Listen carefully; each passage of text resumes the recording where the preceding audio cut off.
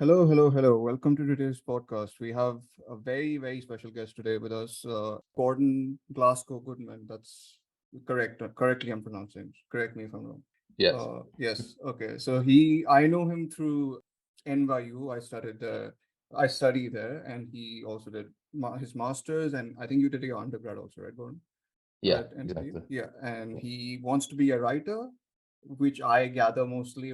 I've talked to Gordon before online because of COVID. We never actually have met in person, but we've connected online. We had classes together. So yeah, I'm gonna hand it over to him first, just to say introduce other stuff, if and his Substack, which we're gonna talk about after. Oh yeah, it's nice to be here. I'm Gordon Glasgow. I'm a writer. I met Dhruv at Tish. Really into film, and I suppose that I'm on the podcast today so that we can talk a little bit about Paul Schrader. Is that right? Yes, Paul Schrader is our topic, who I think I've kind of talked about in the podcast. Sometimes, like I just mentioned his name, him and like Terrence Malick are like my obsessions. Mm. So I kind of every episode gets a mention or two of those two filmmakers and writers, of course. Before talking about Schrader, actually, we wanted to talk, or I also wanted to talk about Gordon's writing. He has a Substack account which has two sites, if I'm not wrong, right? One of them is Calendance and one of them is called Trajectories.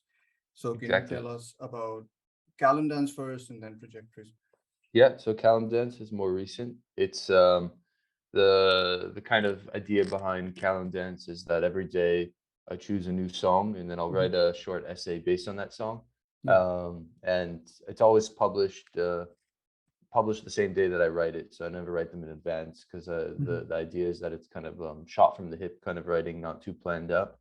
Yeah. And like the kind of the way a song makes me feel viscerally, what ideas it kind of brings up, and then like an essay based on that. So sometimes Mhm. it's the history of a song or the singer. Yeah. And other times it's more just like something personal in my life that the song makes Yeah. me think of. Yeah. And yeah, so I do like 5 days a week. They're kind of pretty short essays, Yeah. and it's been Yeah. going well recently. Yeah, is this like I was about to ask, is this more also of a sort of things that get you to write more often, like just to keep in practice? Or like I know you are interested in it also because I've read a couple of them recently and I thought one of them was really fantastic.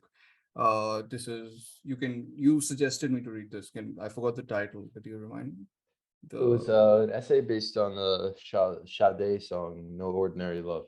Yes, that was a great thing you wrote. And I think one of the things that and this kind of links a little bit to Schrader, not entirely, but like just the fact that there's that element of, using sort of something to reveal personal details also. I think I've read some of your short stories also, and I think with this also there's that element of personal exploration that kind of comes along with exploring the song itself. So I guess that does that also point to like spontaneity. You talked about how it's just about writing from, it's not planned, right? It's very impromptu. Does that sort Yeah, of yeah. automatically instigate something more to do with personal stuff? That's my Uh, long-winded way of asking that. Yeah. yeah. I mean, it's kind of a form of nonfiction, but sometimes I'll like make up facts, like if it's a personal essay, or even if it's a kind of like a biographical essay about uh, a singer.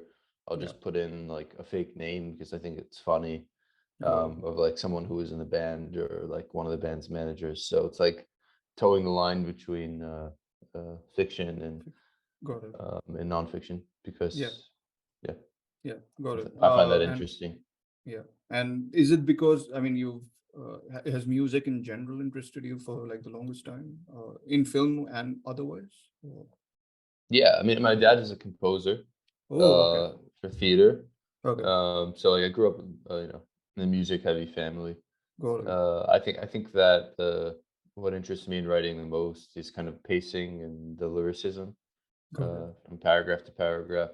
Uh, the kind of the rhythm and the beat of an essay is important to me. So Hmm. I think that it's all kind of tied in together, and I think that music is probably the main inspiration for a lot of writers. Hmm. Probably the main for me. Yeah. Got it. That's great. And I personally wanted to, because I told you, well, reading calendars and the fact that I myself have very little knowledge of music outside of like Bollywood and Mhm. film soundtracks, like classical music. I am getting more into because I've watched films from filmmakers who use a lot of classical music. But I was very regular in reading your stories or short stories on trajectories, right? And one of my favorite Mhm. was Cafe Personal or Personnel, which I remember I think I messaged you about also, and how that reminded me of something like Michael Haneke, at least at that moment in time. Mm. Like Code Unknown and how like disparate elements of sort of stories connect or disconnect. I'm not sure if this is the correct title or if I'm referring to some other Yeah, yeah, essay. Cafe Personnel. It's three stories and Three one stories. short story. Yes. It's three like short stories in one story. Yes.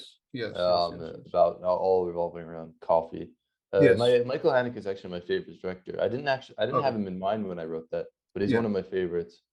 Your favorite director. He's, Okay. Yeah, I yeah, mean, he's, I think, favorite even for like a lot of people, like who listen to this podcast. I think art house cinema, he's one of the sort Mhm. of go-to people, Yeah. for, yeah. He's the way when you look at Amour and the way he Hmm. uses the piano in Amour to kind of set the tone of the story. I mean, Yeah. I think one of the first shots is the piano recital, and then you see the audience. Do you remember Yes. that?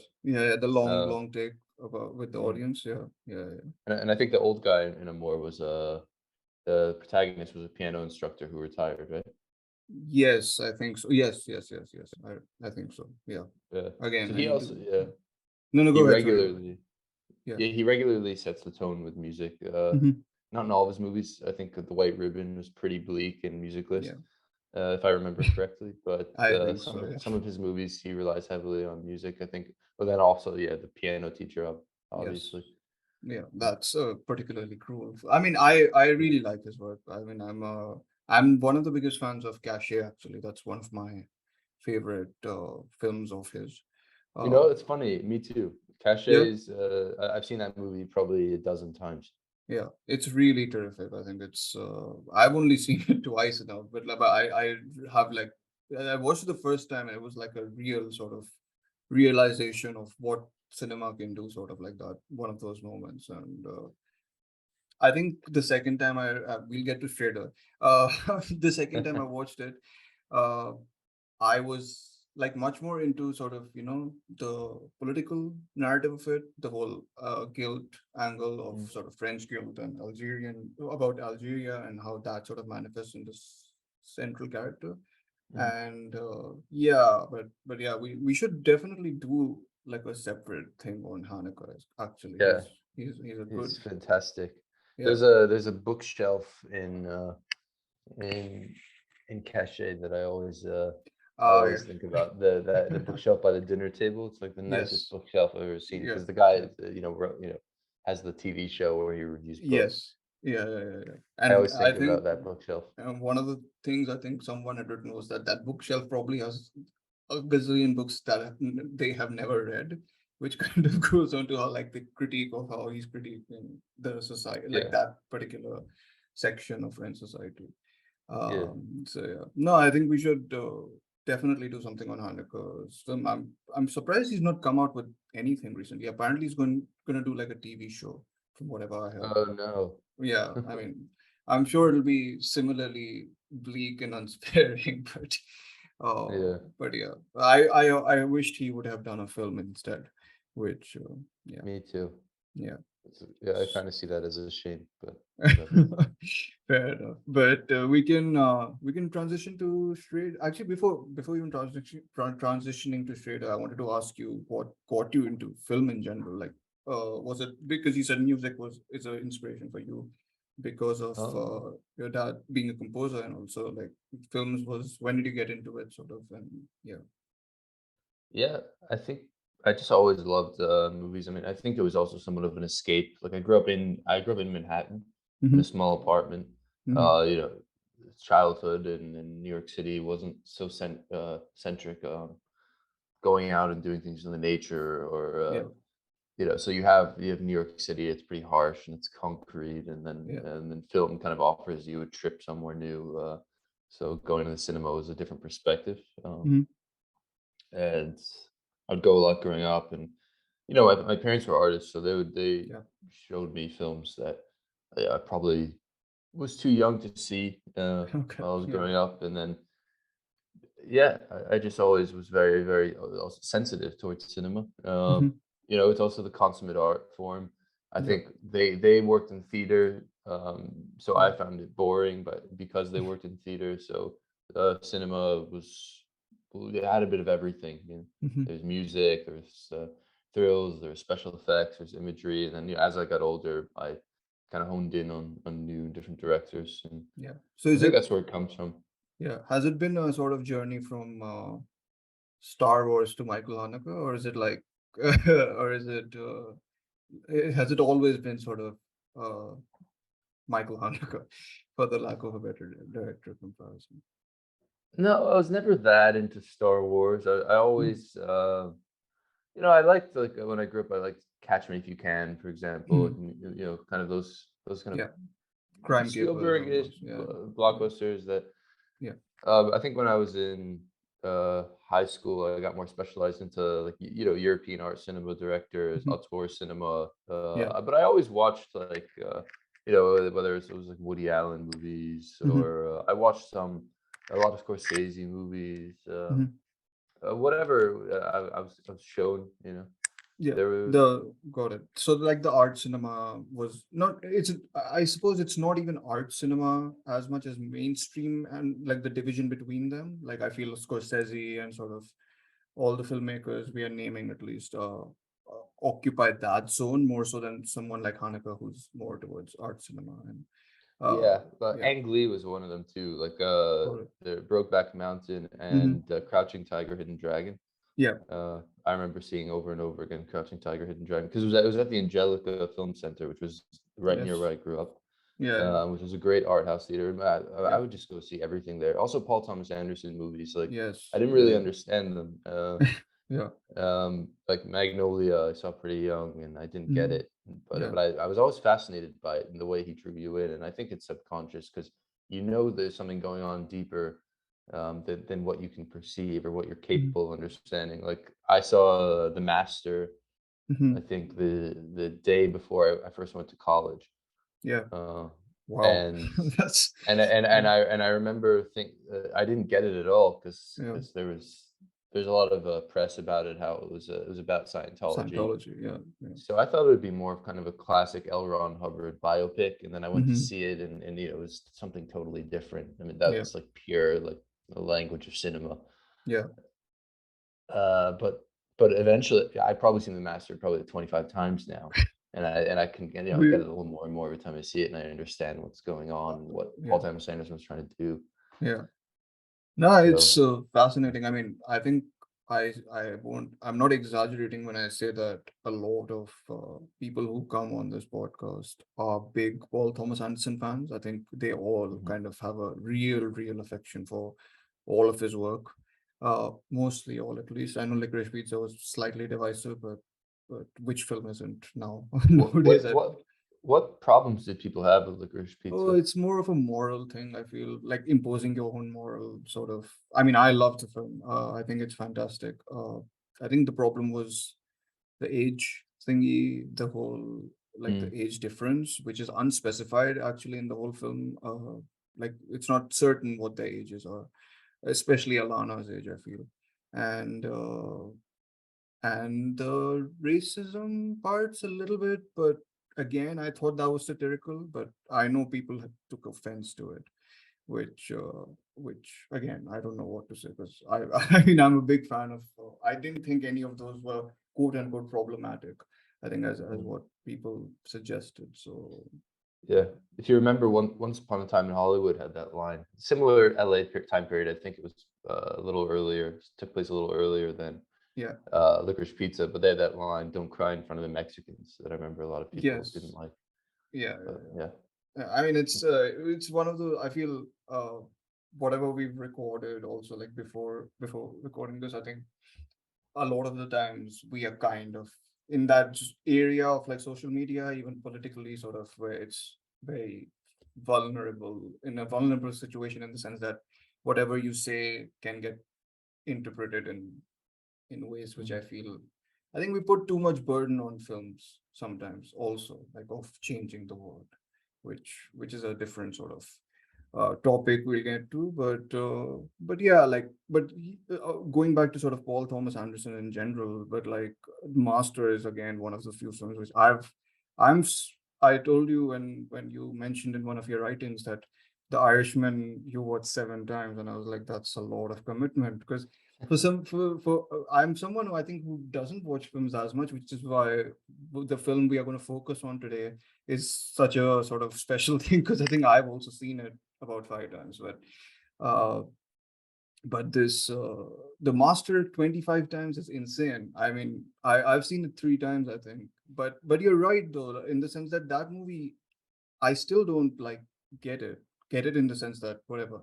You're not supposed to, I think, get a film ever in that sense, but like I'm so uncertain about what makes it work so well that yeah, and I'm guessing it doesn't change that much after 25 times also, does it?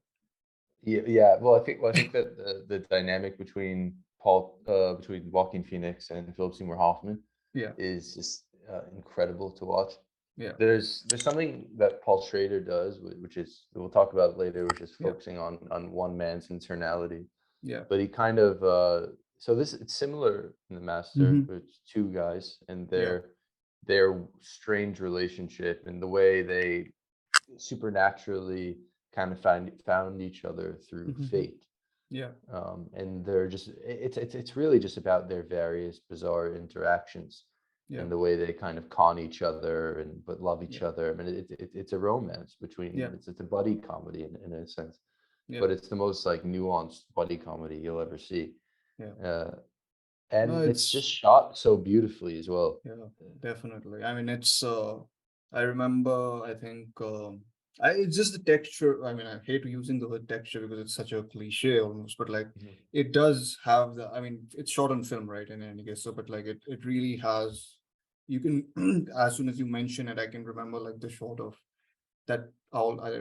There's a shot of someone running across the field, and it's shot from like inside a sort of darkened space, and then there's like that color of the drink they make, like he's Yeah, making in the beginning, is so like it's richly orange almost, and it's like really yeah, it's a fascinating film, like most of Anderson's film, I feel. yeah. That's Yeah, his best, I think, The The Master. I Master. think Yeah, there's something about that there that's like a brilliant novel. yeah, um, like a lot of Schrader's movies. But like yeah, where you can just watch it over and over again, yeah. and there's new interpretations, and it never gets old, and there's nothing Mhm. really shoved in your face. That shot of him running is famous. Are you talking about when they're on the motorcycles in the middle of the desert? Yes, yes, yes. Yeah, and he Yeah, just kind of goes off, and yes, he goes off. and Yeah, then yeah, they never see him again. That's a really famous shot, yeah, yeah. in my opinion. I remember, that's what I'm saying is that when you watch a movie, you don't understand Hmm. consciously you don't get it, but Yeah, subconsciously you know deep down there's so much more going on that yeah, you can't grasp, yeah, you can't possibly be aware of. yeah, And I because I remember that shot when I was 17 and I first saw it and I didn't know what the movie was about. yeah, It was all going right over my head, but it was all yeah, sticking with me yeah. because there's so much there. Yeah, no, I think that's a great point. I think it's mostly that failing to understand, but still understanding, kind of, Hmm. or not even. I don't think it's about understanding. It's like failing to understand that process, but failing to understand, but wanting to, I suppose, is the like tricky thing to get to. And I think some of the best films for me also kind of get to that idea, that you keep on wanting to come back to them just so that you can understand more. But Well, yeah, when people say what's cinematic language, I would say that that's it for me. yeah. That there's so many ways that you can watch a film and engage in a movie, and Hmm. before everyone had big televisions in their house, people would Hmm. just kind of show up in movie theaters and whatever was on, and they wouldn't always pay attention to the movie they went to see, but it was just kind Hmm. of a way where they'd sit down somewhere and just let something seep into their subconscious, whether Yeah, actively or passively. yeah. And that's I think a really interesting way to look at cinema is that you kind Hmm. of just like watch these images, Yeah. and you let them, you let yourself be taken by them, Yes. whether Yeah. or not you're actively looking, and that's how I think TV has kind of ruined Mhm. the cinematic medium, because TV is very active. That you have to be very engaged in the plot. Yeah. You have to be very engaged in knowing where it's going. Mhm. And I like the idea of just Yeah. watching a movie and letting it kind of take you, and you're kind of passive, and Yeah. you don't even need to be paying full attention. It just kind of grabs you, and there's stuff Yeah. going on subconsciously that you're not aware of. It's like therapy. Yeah. That's why film is so important to me, and Yeah. and going to movie theaters is so important to me. We've headed somewhere else in Yeah. this discussion before. I But yeah, mean, anyway, about the last thing I'll say about cinema yeah. going is that that's the whole other thing I didn't even talk about, is that Yeah. you're enjoying something so intimate anonymously within a crowd. Yeah. That, well, to me it's important. That's what living in New York is that you Yeah. have consistent intimate moments anonymously in a crowd. Mhm. So that's walking around New York. That's living in New York City. Yeah. It's growing up in New York City. So it's something that mirrors that about being in a cinema, is that you're all kind of being taken by something, whether the film is crap or whether it's great. Mhm. You're you're just there, enjoying it Yeah. together. No one's Yeah. really talking to each other. No one breaks that social code, Yeah. but you're all having this intimate experience together, not talking about it. It's a really Totally. crazy feeling. Yeah. Yeah. No, I know. I think I would really I prefer the New York sort of cinema. Or the art house cinema has never been a thing outside in India, at least it's never been a thing. So there's always going to the multiplex or like the single screen, and I don't think there's many single screens at least near to me. So I generally end up after going to the multiplex, which I think is just a added nuisance for me, at least. Like I like going to like the cinema rather Mhm, than going through the multiplex into the cinema. I think that's mhm, a totally different sort of experience. And yeah, we will again sometime later we will discuss specifics about mhm, cinema viewership. And yeah, it's a growing topic of contention in any case because of how streaming is going and how everything is distribution model and exhibition model. So yeah, mhm. on to someone who's part of it, I guess, in some senses, or who's kind of. I know he made this films that Paul Schrader's made, which are like sort of crowdfunded. Well, there's one which is supposed to be not very good, but I've not seen I it. I Did you watched watch it. it? How was it? Yeah, This is the wasn't good. Canyons, right? It wasn't Yeah, good. Okay. but but Richard Brody, the New Yorker, loved it for whatever Yeah, I reason. can. He's another person who's consistently referred to in this podcast. But yes, Oh, really? yeah, Yeah. but I know he has a very I feel he's a very good contrarian, generally very good contrarian Mhm, in, mhm. in many senses. But yeah, as per Schrader in general, I think he's. What's your introduction to him? I can guess what it is, but like I still want to kind of know where you got more into his work. Yeah, Well, yeah, Raging Bull and Taxi Driver, yeah, uh, and he wrote Last Temptation. There's another pretty yes. big Scorsese one he wrote as well. Bringing Was Out that the it? Dead, I think. Was it Bringing Out the Dead? Yeah, Yes. Bringing Out Yeah. the Dead. That's a very Schrader movie. Yeah. Come to think of it. Yeah. Yeah, it'd be obviously through Taxi Driver, and then in school I read a lot of his criticism. Hmm. Uh, where I think he wrote, what was the journal he wrote for? Was it Film Comment or Good comment, I think. Yeah. Yeah. and he kind of defined what noir was, Yes. what Yeah. film Yeah. noir was, and then what neo noir was, Yeah. and he really kind of laid down the specifics of what constitutes a noir and what a noir means within the American context. Yeah. I'm not going to attempt, because I haven't freshened up on the article, but Yeah. um, I remember when I was kind of watching a lot of noirs and Yeah. referencing him a lot. He's such a great film He's a theorist. really good, yeah, yeah. He's a great, like, he explains stuff really, really well. Like, he's very clear with his explanations. I've also read the film noir article you're talking about again, Mhm. way back when I was writing an essay for the course, actually. I had to Do you reference him. remember like his thesis in a sentence or two? In the film noir, I think he kind of divided the noir into sort of different segments, and he basically listed down the specifics of each type of noir. So that he like there was a period before the war which had like one type of noir, then it was different type, and then it kind of evolved into three different types, which kind of had uh changes in sort of style.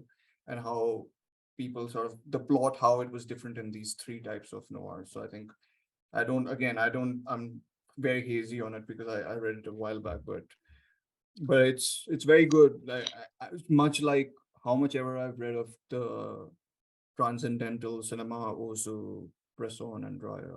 I've read the first chapter of it like a while back, and it still like I remember like bits and pieces of it fairly well.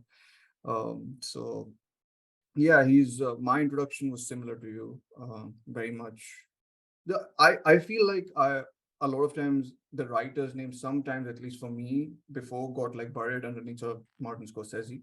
And I think my sort of bigger realization of his work was First Reformed, which we are going to basically focus on today.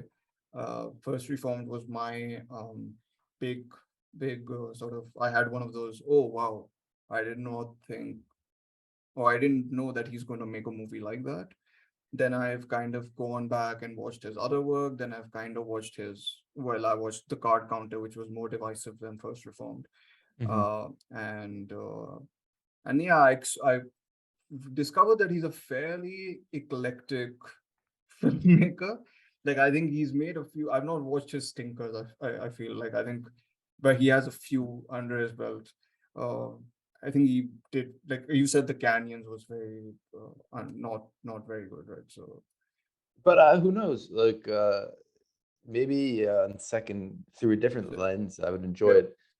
Like I said, after I read Richard Brody's review and I yeah, understood how Richard Brody read the film, yeah, I saw what he was saying and I saw the mm, merits in it. yeah, But then again, for me, it wasn't like The Master where I didn't get it but wanted to know more. yes, yeah, I kind of yeah, just thought that it was bad and didn't yeah, want to turn. You know, the problem with the Canyons is that the acting wasn't very good. Lindsay yeah, Lohan was great, yeah, but it starred James Dean, who's a porn star. So they yeah, tried putting a porn star into a professional role. yeah. We'll talk about it later. I think Schrader liked the idea of putting a non-professional like Like Bresson Bresson, yeah, yeah. exactly Okay, into a protagonist role got it. and And it's also not but it written by didn't him, work. right? So No, it's written by Bret Easton Ellis, who wrote. Bresson, yes, He's yeah, a great author. You know, he wrote An yeah, American Psycho. He wrote Less Than Zero, yeah, Rules of Attraction, Glamorama, yeah, and and I think it's also an issue when a great mm, novelist, tries to get into screenwriting. yes. It doesn't work. I, c- Bret I Easton Ellis can is I can yeah, attest that this was the case with, or at least it was the case for me with the Counselor by Ridley Scott, exactly which I Cormac think McCarthy. is a bit of a stinker. Like I really don't enjoy that film. I've read a lot of defenses of it, from people who are like professional critics, and I think a lot of people kind of champion the really verbose, like people keeping on talking about sort of philosophizing about drug dealing and whatever, like about Mhm. stuff. And I think I just tired out.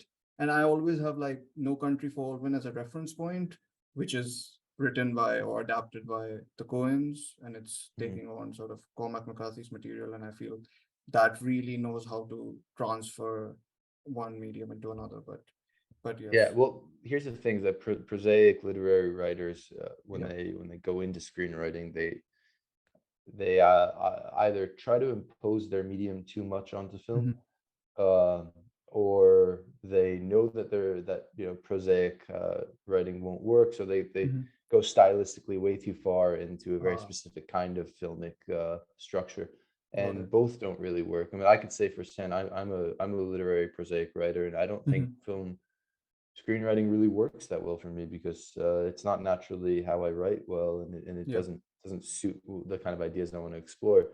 And Mhm, this kind of leads right into what Schrader does so well is that mhm. especially when he writes and directs a movie, Yeah. is that I think following Pickpocket by Bresson, he perfectly understands how to translate the literary medium Mhm. onto the screen, how to Yeah. like capture the inner monologue, someone's Yeah. quietude, Yeah. and someone's deepest, darkest inner secrets and fears, and Mhm. kind of translate that onto the screen in a very literary manner without Yeah. it being kind of cloying or try hard. Yeah. No, that's very true actually. I've often one of my sort of pet peeves has been to like knock on bad voiceover. in films. I just think it's very, very lazy. And I never have that problem with Schrader, especially you're right that there's that ability to make something like someone expressing their inner thoughts feel very natural on screen. It's also, I think, to do with how quiet or how otherwise the film itself is closed off, in a sense, in terms of emotional closure. It's like emotionally closed off, so when someone expresses their own point of view, it feels like them trying to talk to the audience, or in the case of First Reform, talk to God. And I think we'll go directly into, should we just Yeah. specifically hone into that film first? Can God forgive us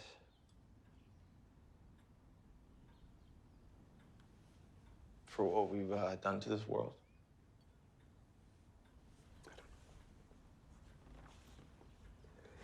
Who can know the mind of God? But we can choose a righteous life, belief, forgiveness, grace covers us all. I believe that. So First Reformed, when did you watch it? I think it's one of his most popular films, especially directorially. I think it's one of his most recognized Mm. films it's fairly universally liked or loved, I think, like, which is fairly universally, meaning some people I'm sure have like problems with it, Hmm. but yeah. Yeah, I think it was like Schrader's connection to young millennials, his first film that really broke through to that audience Yeah. Yeah. on a like commercial kind of basis. Yes. I first watched it when it came out, Mhm. and I liked it. Mhm. I thought some parts were slower, but the Mhm. more and more I watch it, the more and more I see its brilliance Yeah. and its uniqueness. And Ethan Hawke's performance is really just Yeah. something special. Yeah. I think that you need a certain type of actor that has a unique ability to subtly do things with his face, the way like De Mhm. Niro did in Taxi Driver, to Yeah. really kind of bring Schrader screenplays into life. Yeah. But Yeah. yeah, No, what about you? definitely. I before even I go on about it, we've referenced Pickpocket, but I think First Reformed very much draws also from like Ingmar Bergman's work, Winterlight specifically, and Bresson's other work, right? Diary of a Country Priest. So these are the two sort of texts that First Reformed is drawing from, and it's very much about sort of uh, a pastor who has like a crisis of faith when he talk after. I mean, I think we'll discuss this later, but in general, the plot line is very much that he has a crisis of faith when he talks to a depressed environmental activist. Mhm. And after that, whatever follows is sort of his unraveling of what he considers faith and how he sort of tries to come up or tries to find a new form of faith, which I think is very much what the film centers around. And no, you're right. When I watched it also during the time it was released. I remember I had watched a couple of films at NYFF the year before that.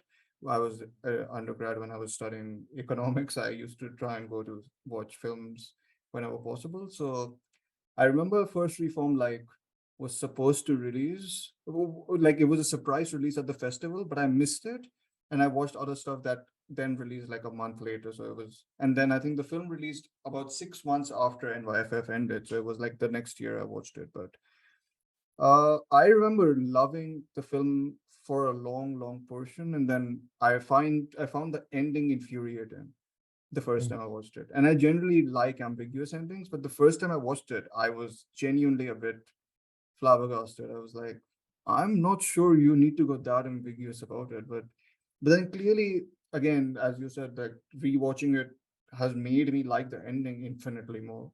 And I think Yeah, it's actually very clearly laid out also at one point where why that ending happens and why that is the perfect ending in many senses. I don't think it should be ending in any other way. Um, yeah. You kind of want to see him blow up the church, don't you?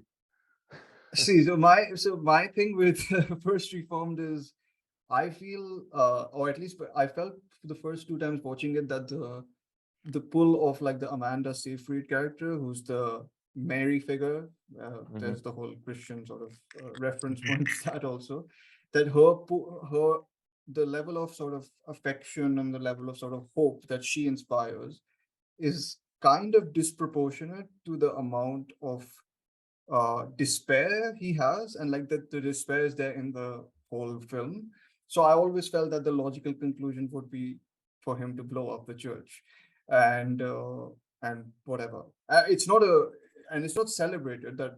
It's very critical of his the way he sort of transforms into that figure also. But yeah, that was the expectation the first time I watched it. I was like, where did the magical woman appear, and how did what is happening, kind of like that. And then I think the thing that kind of turned me off the most the first time was the cut, the final cut. It's so abrupt and it's so sort of shocking, and like it's like it really like threw me off completely the first time. So I was I came out of the cinema fairly flabbergasted, despite But then when recognizing how you, much of the film I liked. yeah, Yeah. well, you see what he said. He said after he watched Pickpocket. Mm. Firstly, he Pickpocket. He said is the touch point he has Yeah. for all of his movies. They're all Yeah. kind of based on that structure. Yeah. And he said when he first watched it, he was fascinated, and he wrote about it for I think like 2 or 3 weeks straight because he never saw a movie before where they could just focus on a man in a room Hmm. and all his internality, all his Yeah. quietude, Yeah. all his kind of inner turmoil and focus. It's a Yeah. it's like a Dostoevsky Yeah. Dostoevsky kind of way of approaching cinema that kind of pulls off perfectly. Hmm. And also the way that you can kind of subvert the audience's expectations of regular film Yeah. narrative Yeah. in order to cause an effect of surprise Yeah. from an audience. Yeah. So, and the ending of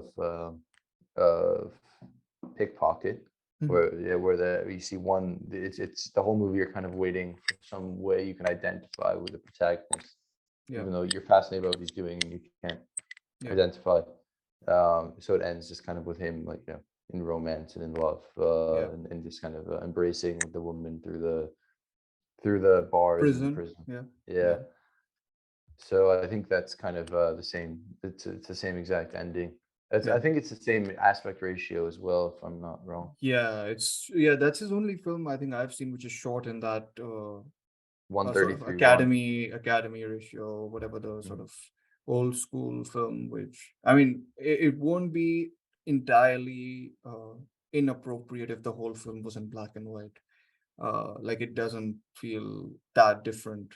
Though I do like the way everything looks really, really dour in the whole film. Like it's snowing, of course, throughout the film, and then it's freezing, and everyone's wearing sort of muted colors, and there's barely like a the more so yeah so there's like a ton of moments in the film which I don't know why I became obsessed with this film. Like there's similar films like this, but there's I think it's also the moment in time it's released. It feels so different to any film, just in terms of rhythm of like in an American setting, especially. I feel it's the pacing of it is so old school. Also, the as you said, quietude, the lack of background score is very telling. It's very noticeable. Also, like the whole film is this quiet. He uses some industrial noises, or like the music is very like industrial growling, almost like David Lynch, almost, where it's like it feels. He uses it later on in the film when Reverend Toller, the character, is descending into sort of more and more getting lost in sort of his state of mind, which starts to mimic the state of mind of the disturbed environmentalist.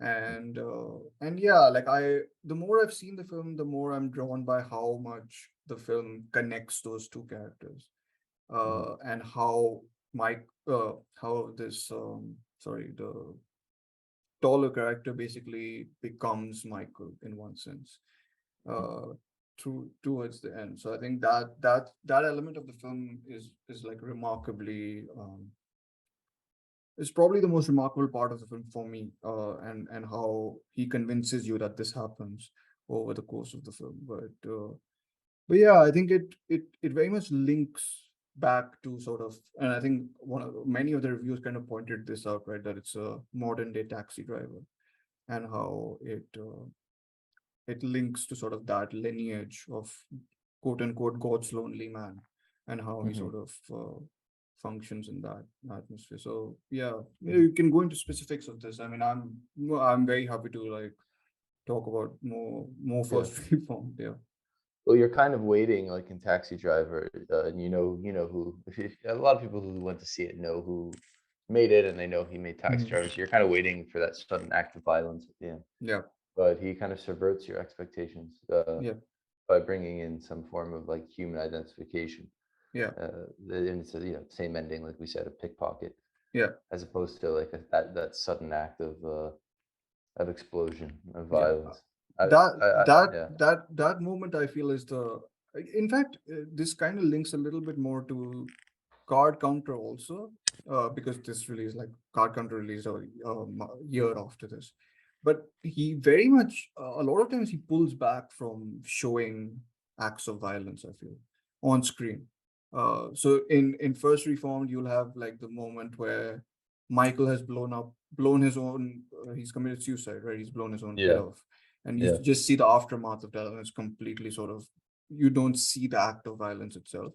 And then Mhm. there's sort of in Card Counter, the final climactic confrontation between Oscar Isaac's Mhm. character and Willem Dafoe's character. The camera deliberately pulls back Mhm. when Mhm. the actual action is happening inside the room, and I think that's like, it's very much, I think, going back to this, and this is what I kind of started to notice, at least in his earlier work and a little bit in Carter, was the whole maybe influence of Antonioni, the Italian director.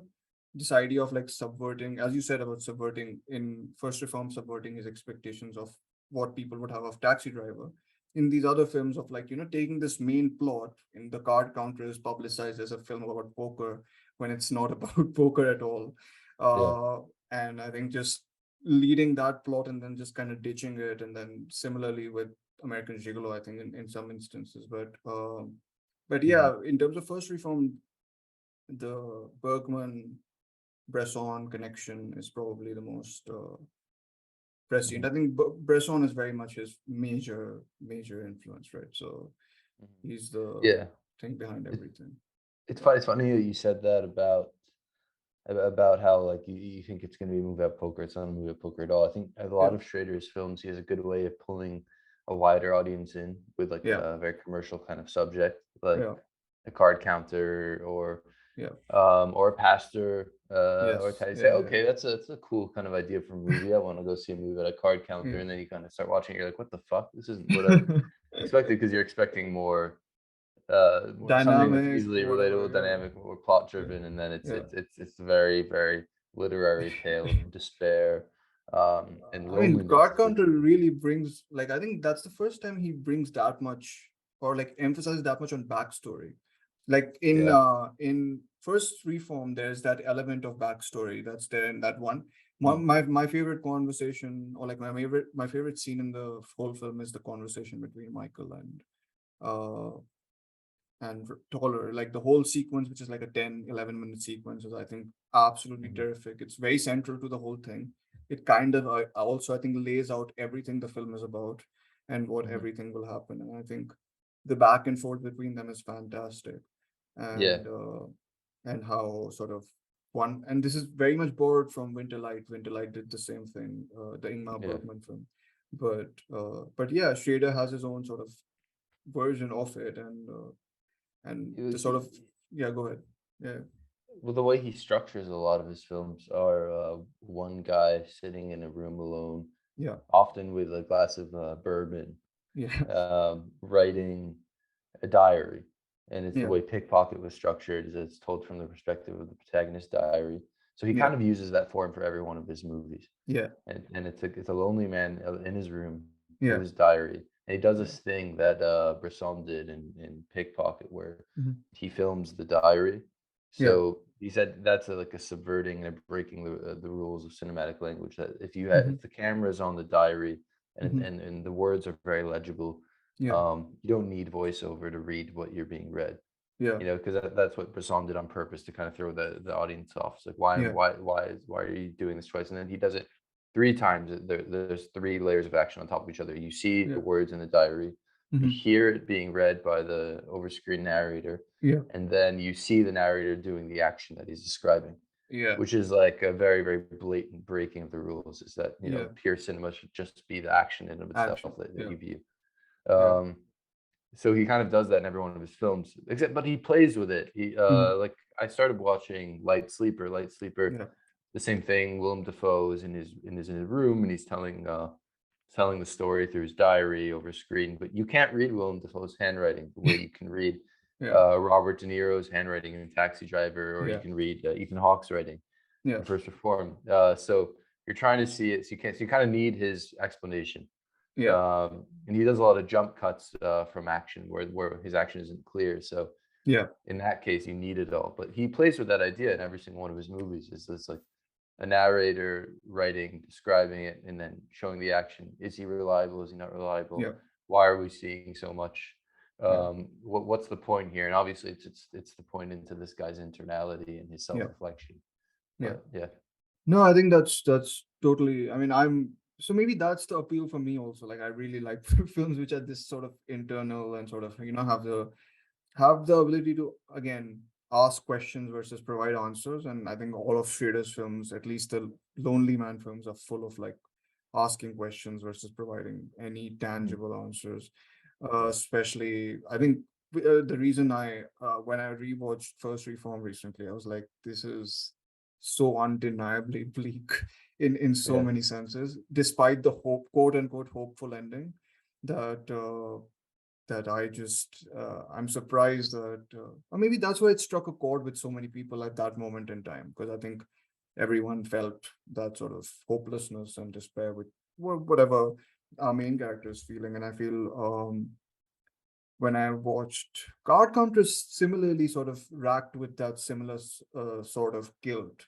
I think guilt is also something that clearly is something his protagonists always struggle with. Like, they have a past, that they have done something in that past. And in this case, in First Reformed, it's referenced that he sent his son to Iraq, and then he was killed. And then he has like no moral justification for sending his son there.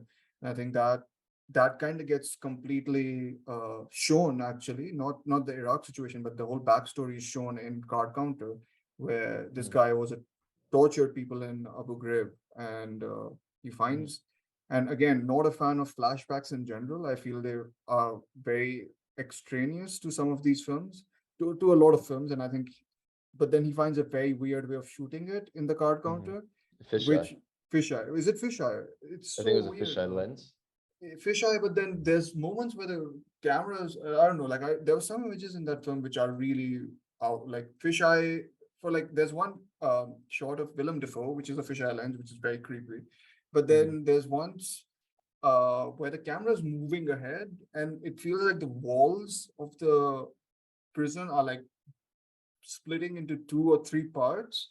It's really disorienting, and I thought that was like a great way of like showing someone's internal, again, state of mind, and how sort of Yeah. disorienting that aspect of it is also. Um, so yeah, like, it's again. But do you think? So the weird thing is, right? When I watched all of his films always have high profile actors, right? Mostly have high profile actors. Yeah, Uh, and and that's like a big contradiction to like the Bresson thing that he's completely going for, right? And I feel in films like Light Sleeper and The Card Counter, like, there's the whole ascetic thing that's mostly there in First Reformed, but in I feel Card Counter and Sleep especially are strangely romantic in a very sort of weird way. Like, I mean, like they have like a pop soundtrack, which like, not a pop soundtrack, but they have like soundtracks which are fairly like emotive. Like, they're not even like Yeah, that. well, you know, Yeah, Schrader's movies don't age as well as Scorsese's movies. So yeah, if you look at the ones that he wrote for Scorsese and you watch them today, yeah, there's more of a timeless quality. But if you yeah, watch Light Sleeper, yeah, it feels dated. It just the way it's definitely does. shot. Yeah, yeah, yeah, yeah. So I don't know if that's maybe something to say that he's a better writer than he is a director. Yeah, yeah, Uh, but I just kind of noticed that. yeah. No, the age, the definitely, I feel, but I think that's where something like First Reformed will not suffer in the sense that it is very Mhm. much, I think, attached so much to um asceticism or whatever. It's mostly the whole Bresson, uh, Bergman connection. I think that, and those connections will have been fairly timeless. I think for a lot of like those films and filmmakers are still revered a lot, especially Bergman. I think Bresson is not as much, I feel, because it's almost too minimalist, almost too Mhm. uh, affectless is the uh, criticism I've Yeah, heard, right? they're both incredibly minimal films. I Yeah, think that you asked why he might use high profile yeah, actors. I think that when Bresson was making movies, he did the idea of your kind of Ethan Hawkes and your Robert De Niro's didn't exist as mhm, much. Kind of quiet, subtly explosive actors who yeah, can portray so much emotion just with like a single look or turn of the head. yeah, It was probably harder to find back then. I mean, like Marlon Brando was one of the first who did that yeah, sort of thing. yeah, James Dean kind of did yeah, it a little bit. yeah, So it wasn't, yeah, it wasn't as ubiquitous as it is now. yeah, So I think, for very practical reasons of funding, if you have a yes, Ethan Hawke yeah, or an Oscar Isaac, yeah, then people will go and see it. I yeah, mean, even me, I'm more likely to go see a movie. I love film and I love all sorts of film, but I'm more likely to go see a film if with, Oscar Isaac will be in it or Ethan Hawke will yeah, be in it than if there's a random, because there's so much content, so much yeah, time. You exactly, need yeah, something yeah, to pull you in. yeah, So that's probably it. But I also think that you can do more now with famous actors than you could when Bresson was making movies. yeah. No, that's true, and I think, yeah, that's very true. The whole context of times also very much changed, and I feel, and to the credit of the sort of famous actors, also, like a lot of them have that ability to sort of embody that persona. Like, talking more about like Ethan Hawke, and I noticed this time I was watching, he has like this smirk, like this really performative smirk, especially when he's Hmm. talking to like Cedric the Entertainer's pastor. He's Hmm. like laughing at his joke, but you clearly know that he's fairly annoyed and kind of pissed off that he needs to be there to talk to this guy. And that like Hmm. resentment is kind of noticeable in that tiny smirk also. And then there's of Yeah. course the relationship with Esther, in which he's really brutal to her. It, Yeah, I was thinking it's fun. That's a really really great relationship in the movie between yeah, Cedric the Entertainer and Ethan Hawke, yeah, and I kind of see. So firstly, I'll go and say that I think that a lot of Paul Schrader's films has a very personal aspect where he's just talking about what it is, what it's like to be an artist, the kind of yeah, the loneliness, being caught in your own head, yeah, being caught somewhere between faith and mm, action. yeah, Action and ideals, yeah, um, being confused, be kind of being alone, yeah, uh, moving through the world, isolated from everyone else, wanting to be part of something greater, but not being able to, and only being mhm, able to express it theoretically, and only being able to express it observationally yeah, from a distance. yeah, So a lot of his characters are darker in action, and they're drug dealers, they're kind of they're taxi drivers, they're yeah, isolated figures, but they're like artists, they're isolated, and yeah, they're in the world but not of it, yeah, which is you have an internal conflict there also with the idea of faith, because faith, mhm, you want to be, I think, very much of the world and part of the world, and being able to help society and being part yeah, of society, but so many people with faith find that so hard to do mhm, because of uh, all the irony and conflict they yeah, see all around them. yeah, They find it hard to join the world. But anyway, so I think of there's an idea between the Cedric the Entertainer and Ethan Hawke and First Reformed, and you see it in Card Counter between Tiffany Haddish and Oscar Isaac, mhm, and these are two comedians yeah, talking to two more serious kind of artists and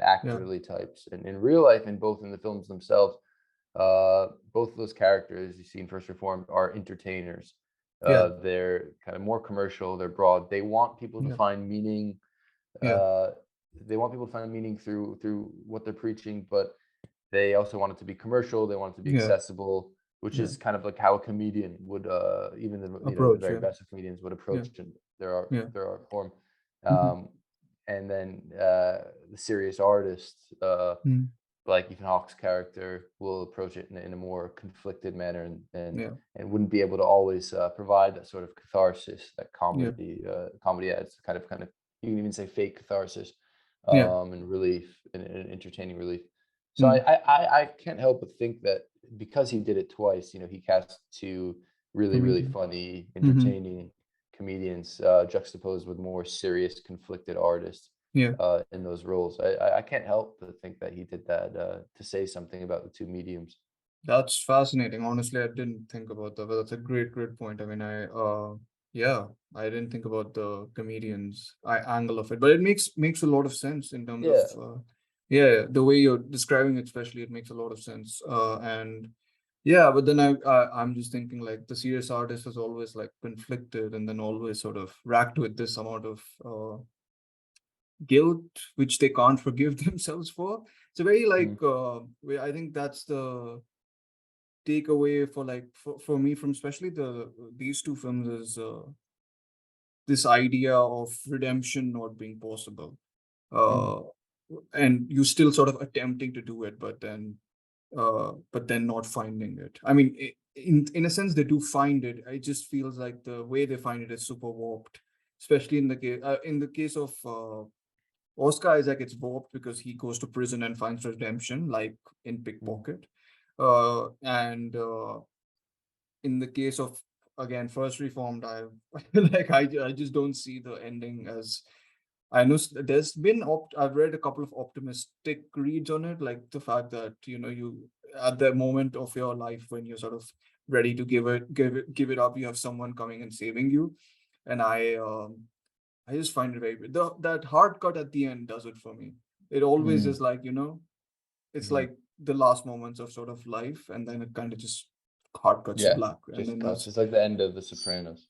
yeah. So it's just like the bleakness of it is, to me, has Mm, that implication. But yeah, it's interesting to see his career now. I think he always, or I was reading a little bit about the whole transcendental cinema and how much he distances it from slow cinema, right? I think mm. he's not someone who's I think a fan of Love Diaz and like a lot of other art house filmmakers who are sort of who extend time. I think he says for the sake of it, the He sense that doesn't like Scorsese loves Satan Tango. yeah, I would not assume that That Schrader that does. Schrader would like it. Yeah. But yeah, I think that's interesting because if I tell like a general audience to see his films nowadays, Schrader's films, I'm pretty sure they'll find it quote unquote slow also. But that's, I mean, it speaks also to the fact that we're living in whatever fast cutting era, like the era of like whatever. Yeah. But But did you see Hardcore in the end? I did see Hardcore.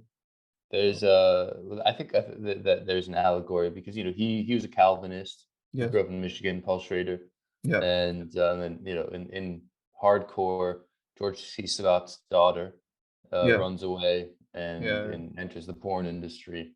Yeah. But I think the porn industry, which is it's somewhat of an allegory for just joining the film industry and becoming an Yeah. artist, because I think for a Calvinist executive Hmm. businessman like Yeah. Paul Schrader's dad was, his son going off into the film industry, it was just as bad as a daughter Mm. going off into the porn industry. Got it. Um, Yeah.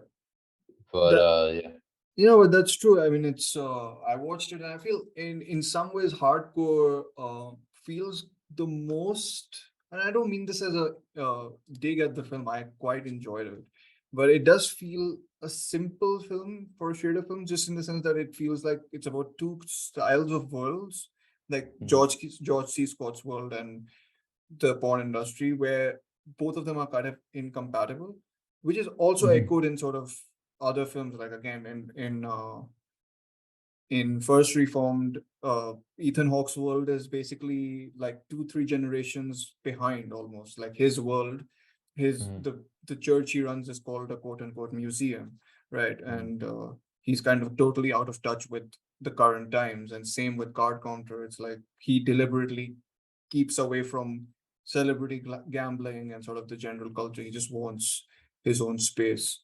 Uh, Basically because he's wrapped with guilt. But in hardcore, you're right. It's very much about Schrader's whole journey, right? Very much from the Mhm. whole Calvinist upbringing uh, to the whole idea of going to the film industry and porn industry. It's mimicked there, but I think you didn't watch Last Temptation, but Last Temptation also deals a lot with sort of the struggle between faith and flesh, which is Mhm. also which is why it was also very controversial because they took on Jesus, Jesus's figure being Mhm. conflicted between sort of his sexual desires and sort of what Yeah. he's meant to represent. So I think that very much comes into play there. And yeah, I think he's Yeah.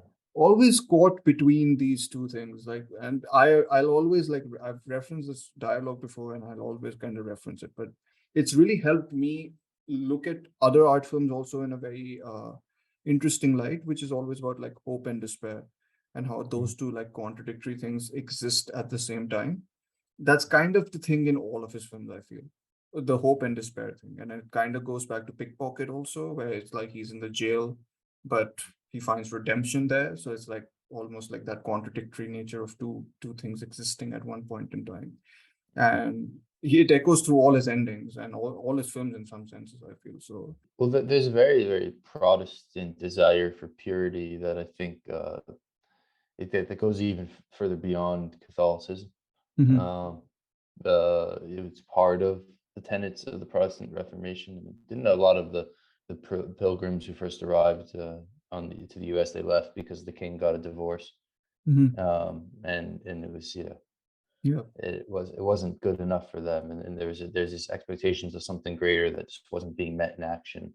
Yeah. Um, so there's a very repressive kind of purity, I think, Yeah. that's involved in a lot of religion. Yeah. Um, but I think he's saying something about Calvinism and Mhm. where Calvinism falls within the larger realm of Protestantism, Yeah. um, of just having expectations that can't be met, having Yeah. expectations of oneself that can't be met, having Yeah. expectations of society that can't be met, Yeah. um, and it always being let down. And I think one of those expectations is sexuality. Like Mhm. you see in American Gigolo, for example, you have a Yeah. gigolo who's framed for murder, of course. Yeah. Yeah, you can't just be a gigolo and get Yeah. away with it. Yeah. Something has to happen. Yeah, of course. Yeah, definitely. I mean, yeah, that's a very curious movie. I feel that's like out of the four I watched in preparation for this, especially, that one was the one where it felt like the person at the beginning at least is the insider. I mean, he's still an outsider, but he's an outsider but I don't know if I'm running into circles, but he's on the fringes of the society of that Mhm. particular milieu, but he still feels like part of it, the Richard Gere character. Whereas like the other characters we've seen in terms of his gods, Lonely Man, kind of all feel like they're always outside of what is happening at this moment. So to me that was very interesting. But then as you're saying, like he becomes the outsider in a sense because the whole framing of the murder, and then he gets almost excommunicated from that side. I mean, he also goes to prison, of course, and finds redemption there. But yeah, I was honestly a bit taken aback by how many times he's tried to recreate that Pickpocket ending. I was Mhm. like, Mhm. I didn't Well, know it's that. Dostoevsky, it's Hmm, Crime and Punishment. yeah. So That okay, Raskolnikov finds redemption in prison in prison. Yeah, Siberia. yeah. So it's basically like a doing that again and again, kind of trying to make his protagonists get to something. Yeah, it's In Taxi Driver, he finds redemption through murder, which yeah. is like That's I the think weird. Yeah, that's a a very messed commentary on up. American violence. Yeah, of course. Yeah. I mean Because that he that gets the movie is girl. Yeah. yeah, yeah. No, that's true. Yeah, it's the whole it's the very much a pullback of an ending where it's like, oh, he committed that much murder, and then he's like driving the taxi again, and the girl's like smiling at him. But that specific that's a very religious ending, in my opinion, Mm, because he does something so misguided mm, out of this delusional idea of purity. yeah, He thinks, on the one hand, he thinks he's saving this young girl's life from yeah, all, where she's shackled up on top of the mountain, but yeah, being imprisoned by all these pimps, and then he brutally murders all these pimps, yeah. and then he In front sets her of her, free right? in In front front of of her. her, Yeah, and then he frees her, and yeah, and then he's, the way, no one knows if it's a dream sequence or not, but yeah, he doesn't die, he survives, and he gets the woman he always wanted, and he's kind yeah, of somewhat of a hero, and everyone respects Travis Bickle. But yeah, I mean, it's not that different from kind of violent military actions in certain mm, countries, yeah, which then again relates to card counter of the kind yeah, of the consequences yeah, yeah. of Exactly. brutality, global brutality, and what are we actually fighting for, and Yeah, why, and what is the sense of American yeah, exceptionalism and purity yeah, that we're spreading across the world, and for what cause, and what, yeah, where does this all lead? yeah. Yeah. Anyway. No, I know I mean, I think that's why I think a lot of people, or maybe his voice is also so important and prescient at this moment because he's asking these sort of, harder questions in many Yeah. senses. I mean, I know Card Counter wasn't like a success for everyone, and I think a lot of people find elements of it are a bit like clunky. I feel like some of it is, uh, it feels a little awkward sometimes. Just I think the relationships between the characters are a little underdeveloped sometimes, and I think the mixing of the sort of gambling, the metaphor is fair. Like it's not a bad metaphor. It's just that he explicates it too much sometimes. The whole gambling being equal to sort of prison and the sort of weight and burden of redemption being attached to sort of cards and card counters. But like, yeah, I think but in general, I think it's again getting at something that I don't think many people will attempt to talk about also at this current moment in time in cinema. So I think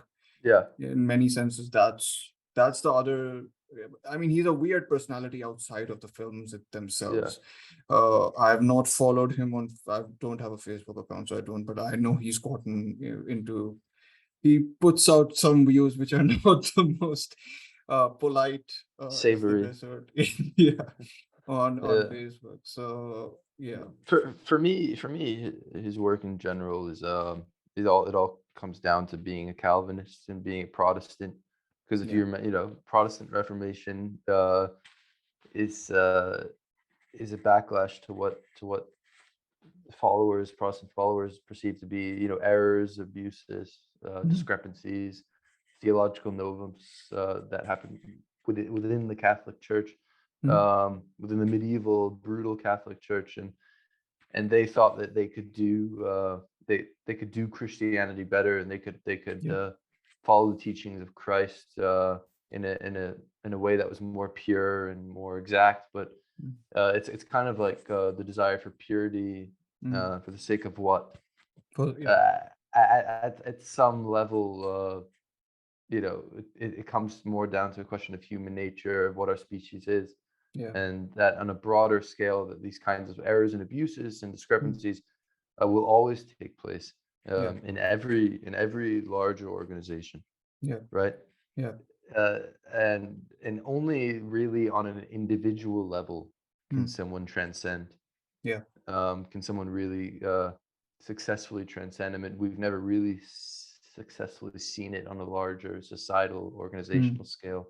yeah, So his characters are just kind of these lonely martyrs yeah, who have a desire to transcend personally, but they don't find it anywhere else in greater yeah, society. yeah, Because I think Schrader, and this is, projection, but I think that Schrader is saying that it's not possible on a broader scale, and that mm, Protestantism in some level was a failure, because mm, there wasn't a successful reformation of purity, yeah, because and it never happened. It only ever yeah, happened on mm. an individual level. Got it. Yeah, that's again very fascinating as a reading in general. I mean, I don't know if you're aware, and again, I apologize to the listeners for again bringing up this director because I brought him up so many times in the past like 3, 4 weeks. But I don't know if you've seen much of Terence Davies's work, the British director. It's very interesting to compare his work with Schrader's. a lot of Davies's work is wrapped with sort of the guilt of Catholicism and how sort of he's uh, he's a gay filmmaker. So I think there's that added layer of sort of I think there what you were saying about finding redemption on a societal level isn't possible in sort of for Schrader, for Davies, it might as well be on a personal level. And I think that's what's sort of fascinating, like the fascinating connection between these films and filmmakers in general. I think if you're not aware of him, I would definitely recommend his work. He's also fantastic filmmaker. I have never seen a Terrence Davies movie. Yeah, Where's he's a good entry point? you can start from the start. I have not watched his you can watch his shorts first if you're interested. There's a Oh yeah. collection of 3 shorts, which is called like the Terence Davies trilogy on Criterion. You can just start from that. You'll get to know his sort of style a little bit. But if you want to watch like recent stuff, then he's made a Emily Dickinson biopic, which is very much a biopic of her as much as of him himself. So like it's kind of a mixture almost of like personal and the actual poet. So it's called A Mhm. Quiet Passion. And the recent one is Benediction, which is also a biopic on a poet, but again functioning as a biopic of himself. So he's very much in a similar mold of finding people to tell stories about who actually end up telling his story also. So yeah, he's a fascinating director. But I won't plug him more because I've plugged him about 5 times in the past week. A lot of his movies come from what he perceives to be as like a personal transgression to faith. Yeah, yeah. I don't think he thinks he can transgress. I think his film or his life or personal life is racked with a lot of sort of regret, loneliness also, I think, and a lot of sort of desire to find meaning, but always failing, which I think he contributed also to the fact that, because his faith or sort of Catholicism was so strong, Mhm. or like in his childhood, that it set expectations for him that he can never fulfill. Well, Uh, it's another character. It sounds like another character who deviated from faith, hmm, um, because it wasn't offering him what he yeah, needed from life. But yeah, then in this deviation from something that promised like collective unity, he yeah, found it very hard to live within the world of individualism.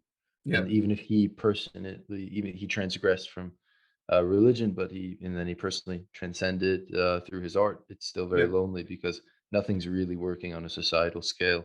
Oh yeah, definitely. I think he's just to make it even more despairing. I don't even think he thinks that his art transcends. I feel because he's not a recognized filmmaker. Also, like he's not like a Martin Scorsese or even a Paul Mhm, Schrader for that matter. I think mhm. there's that idea. I mean, he's old. Also, he's like 76, 78, and I think there's that element of I wish my work was recognized more. Mm. Especially if when I was alive, kind of like that angle to it, at least in his later biopics that's there. But yeah, I feel when you put these two films and filmmakers together, you can see what the point you made about the personal transgression not being personal transgression being possible, but societal not. I think in terms of Davies, personal, I don't think is also possible for him at least. So it's very interesting to see how two filmmakers kind of it's not the same, it's not Calvinist, but I think he's a Protestant, if I'm not wrong. So yeah, it's an interesting sort of comparison I was thinking about recently. Sorry?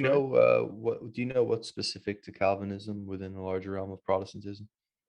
No, I'm not sure. I think in general, I'm not sure. I'll have to look that up. But Yeah, I want to look into that. And what makes it unique? yeah, Hmm. but yeah, I think we did decently well to cover a lot of Schrader here. Yeah, yeah, Is here and there there. yeah, I is hope there a lot any of anyone who listens to this have seen a lot of the films, so they yeah, I kind of think so. Like all of our stuff is generally spoiler filled in any case, like most like yeah. especially our older stuff is because like you can't talk about these films I think productively without talking about like specifics. And yeah, he do you know he's coming up with a film this year or in Venice? Paul Schrader? Yeah, Schrader is. Oh, yeah, what's it called? I think Master Gardener, if I'm not wrong. So it's with Joel Edgerton and Sigourney Weaver. Oh, interesting. Yeah. It's the same, like everyone is like whoever was the editor, uh, composer, and everyone's the same for like the card counter and this. So it's interesting to see what he comes up with next. Uh, it Yeah, the seems premise is a meticulous horticulturalist of Bracewood Gardens. It lives in a beautiful estate owned by someone wealthier. Okay, so I assume it's about a lonely gardener. very likely, Yeah. very likely. She went on to explain that aesthetic gardens were a recent development. In colonial times, gardens were utilitarian, a cross between a grocery store and a pharmacy. In the Gilded Age, they became an entrance to high society, a place of conspicuous display. At Gracewood, we have the best of both worlds. 4 generations of curated botany, horticulture, and display. Now, where were we, Sweet Pea?